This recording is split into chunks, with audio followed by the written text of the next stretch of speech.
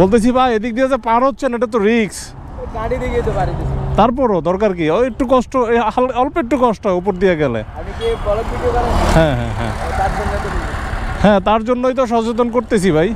এই যে দেখেন ফুটওভার ব্রিজ আছে এপাশে, ফুটওভার ব্রিজ, লোকজন যাচ্ছে গুহা দিয়ে, সুড়ঙ্গ দিয়ে পার হচ্ছে, মনে হয় যেন বর্ডার পার হচ্ছে। এই যে ফুটওভার ব্রিজ বেশি দূরে না, কিন্তু দেখা যায় কি না ক্যামেরা। এই যে দেখেন এটা হচ্ছে মনে হয় যেন ভারত বাংলাদেশের যে বর্ডারের সুড়ঙ্গ, এই সুড়ঙ্গ দিয়ে পার হবে। মানুষের মানে জীবনের কোনো দাম নাই। এই যে আরেকটা ভাই গাড়ি আসতেছে, রিক্স নিয়ে যান, উপর দিয়ে যাইতেন, রিক্স না এটা। বলতেছি ভাই এদিক দিয়ে যে পার হচ্ছেন এটা তো রিক্স, গাড়ি দিকে তো পারি দিছি। তারপরও দরকার কি ওই একটু কষ্ট, অল্প একটু কষ্ট উপর দিয়ে গেলে। আমি কি ব্লগ ভিডিও করেন? হ্যাঁ হ্যাঁ হ্যাঁ তার জন্য তো হ্যাঁ, তার জন্যই তো সচেতন করতেছি ভাই।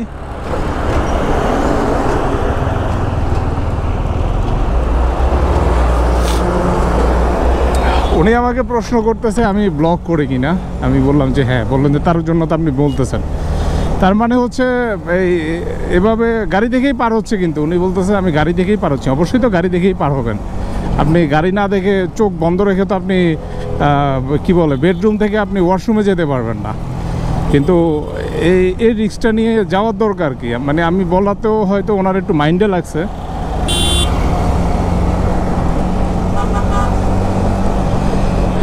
যাই হোক, উনি ওনার বক্তব্য পেশ করছে, ওনার কাছে জিনিসটা ভালো লাগে না আমি বলাতে।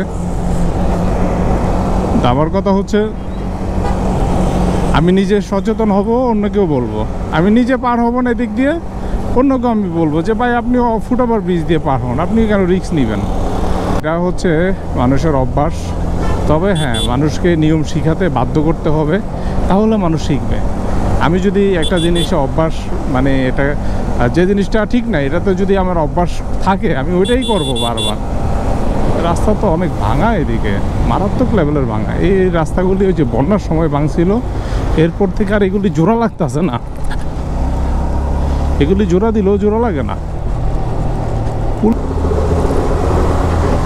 একটু পরপর দেখি হাইওয়ে পুলিশ থাকুক, এটা ভালো। কিন্তু ভাই এই যে উল্টা পথে গাড়ি, এরপর হচ্ছে এই আসলে পুলিশের কাছে পুলিশে করুক, আমার এত কথা বলে লাভ নাই। ওই যে তখন ওনার মতো বলবো যে ভাই আপনি ব্লগ ভিডিও করেন, এই জন্য বলেন।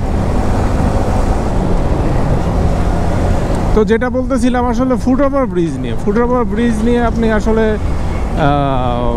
আমি জানি না যে কে কিভাবে জিনিসটা নেয়। অনেকে শর্টকাটের জন্য, সবাই শর্টকাটের জন্য এই কাজটা করে। ফুটওভার ব্রিজ সিঁড়িগুলি উঠতে একটু কষ্ট হয়, এই জন্য মাথা ঝুঁকে লাফ দিয়ে ফাল দিয়ে আমরা পার হয়ে যাই। তো দুর্ঘটনা ঘটে না, আমি দেখে শুনে পার হলাম। তারপরেও তো এটা একটা রাস্তা, যেহেতু এখানে দুর্ঘটনার সম্ভাবনা আপনার আছে। যেহেতু একটা গাড়ি হাইওয়েতে আপনার সর্বনিম্ন স্পিড তার 80 থাকে, একটা ট্রাকের স্পিড 40, 50, 60, 70 থাকে। একটা গাড়ি আপনি যখন ফাঁক দিয়ে ফুস করে বের হবে, একটা ড্রাইভার তো জানবে না যে ফুটওভারের ব্রিজের নিচ দিয়েও যে আপনি যাচ্ছি। তো এই জিনিসটা আসলে ঠিক না। আশা করি আমার কথায় কেউ খারাপভাবে নেবেন না, আমার কথায় কেউ রাগ হবেন না।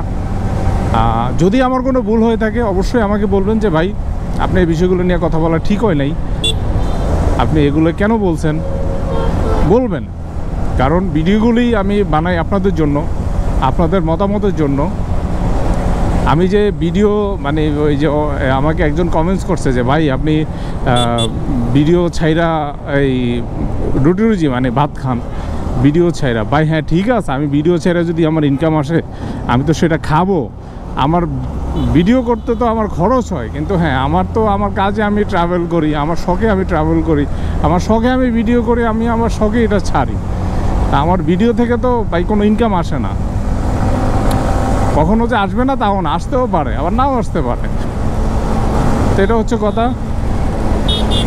আশা করি অনেক সময় অনেক ভিডিওতে অনেক নিজেরও ভুল হয়, আমারও ভুল আছে, ভুলের ঊর্ধ্বে কেউ না।